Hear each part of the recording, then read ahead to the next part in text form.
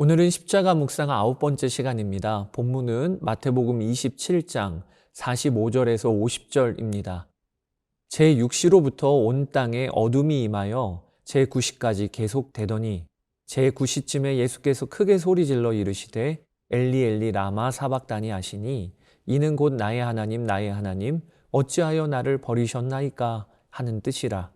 거기 섰던 자 중에 어떤 이들이 듣고 이르되 이 사람이 엘리야를 부른다 하고 그 중에 한 사람이 곧 달려가서 해면을 가져다가 신 포도주에 적시어 갈대를 꿰어 마시게 하거늘 그 남은 사람들이 이르되 가만두라 엘리야가 와서 그를 구원하나 보자 하더라. 예수께서 다시 크게 소리 지르시고 영원히 떠나시니라. 성경에 보면 예수님은 오전 9시에 십자가에 달리시고 오후 3시에 운명하십니다. 십자가에서 딱 6시간 달려 계시다가 영원히 떠나신 것이지요. 보통 사람들은 십자가형을 받고 그 위에서 2, 3일 동안 매달려 있었다고 하니 십자가형은 그 디자인이 서서히 사람을 말려 죽이는 형벌이었던 것입니다. 그런데 예수님은 반나절도 아니 6시간도 못 버티셨어요. 그 말은 예수님은 이미 십자가 달리시기 전에 거의 죽음 상태이셨다는 것입니다. 주님은 십자가 달리시기 전에 엄청난 매질을 당하셨습니다. 날카로운 납덩어리로 된 갈고리가 있는 채찍으로 온몸이 난도질 당하셨습니다. 그리고는 무거운 십자가를 끌고 가느라 남은 진액을 다 쏟으셨습니다. 그리고 십자가에 달리신 것입니다. 그러니 십자가는 고난, 고통 그 자체를 의미하는 것입니다. 오늘은 십자가와 고난이라는 주제로 여러분과 십자가를 묵상하고자 합니다. 주님은 이 땅에 오실 때부터 고난당하시는 삶을 사셨습니다. 온 우주의 왕이신 하나님이 사람의 육체를 입으시고 사람이 되어 오신 것 자체가 상상하지도 못할 고난이셨던 것입니다. 그리고 공생의 마지막에 극한 고통을 맛보셔야 했는데 그것이 십자가입니다. 이처럼 우리의 왕이신 주님은 고난당하는 왕이셨습니다. 중요한 것은 성경에 예수님을 따르는 성도와 교회도 너희가 주님을 따르면 고난당할 것이라고 말씀하셨다는 것입니다. 디모데후서 3장 12절 무릇 그리스도 예수 안에서 경건하게 살고자 하는 자는 박해를 받으리라. 성경은 성도들이 고난받는 일에 대하여 어느 한 부분 정도가 아니라 전체에 걸쳐 놀랄 정도로 자주 증거하고 계십니다. 베드로전서 4장 12절 사랑하는 자들아 너희를 연단하려고 오는 불시험을 이상한 일 당하는 것 같이 이상히 여기지 말고. 베드로 사도는 우리가 예수님을 따르면 너무나도 당연하게 불시험이 올 것이다. 그것을 이상히 여기지 말라 하십니다.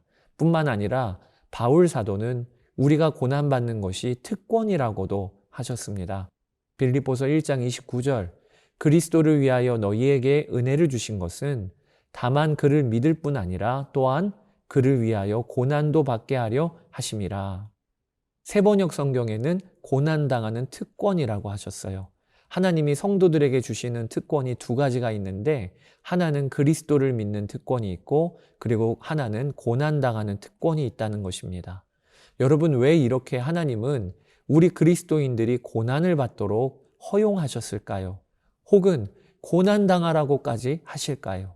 그 이유가 여러 가지가 있지만 여러분과 꼭 나눌 것이 그리스도인들이 고난받음으로 인해 하나님의 영광이 또 복음이 세상에 분명하게 증거되어지기 때문입니다.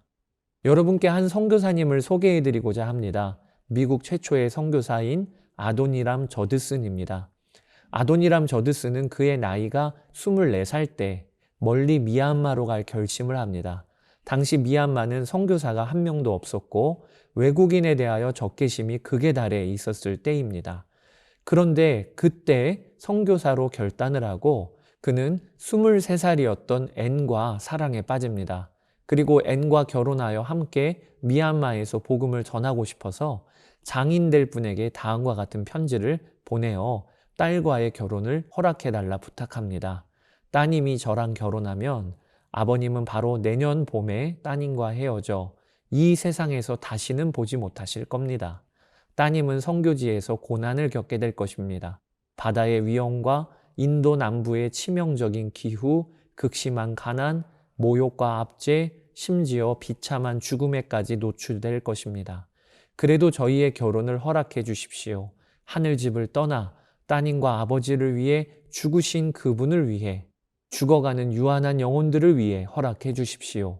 곧 의의 면류관을 쓴 따님을 영광의 세계에서 볼 소망으로 허락해 주십시오. 여러분, 이게 결혼 승낙을 위한 편지라니 말이 됩니까? 그런데 앤의 아버지도요, 딸에게 결정을 맡깁니다. 또 앤은 고민을 하다가 친구 리디아 킴볼에게 다음과 같은 편지를 씁니다. 하나님이 막지만 않으신다면 이교도의 땅에서 보낼 날이 기대가 돼. 리디아, 이곳에서의 모든 안락과 즐거움을 포기하고 친척과 친구들을 향한 사랑도 접고 하나님이 섭리 가운데 부르시는 곳으로 가기로 나는 결심했어. 이렇게 그들은 결혼합니다. 1813년 저드슨 부부가 미얀마로 떠납니다. 그리고 그때부터 고난이 꼬리에 꼬리를 뭅니다.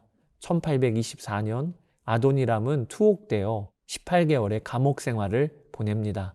감옥에서 1년 넘게 제대로 음식을 먹지 못하고 고문까지 당하다 보니 그의 몸은 쇠약할 대로 쇠약해집니다. 그 와중에 딸 마리아가 태어납니다. 마침내 아도니람이 석방이 되었지만 얼마 지나지 않아 아내 앤이 홍반열로 세상을 떠납니다. 그녀 나이가 37이었습니다.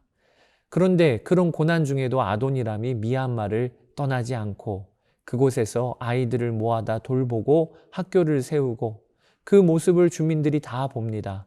그리고는 마침내 회심자가 하나하나 생기기 시작합니다.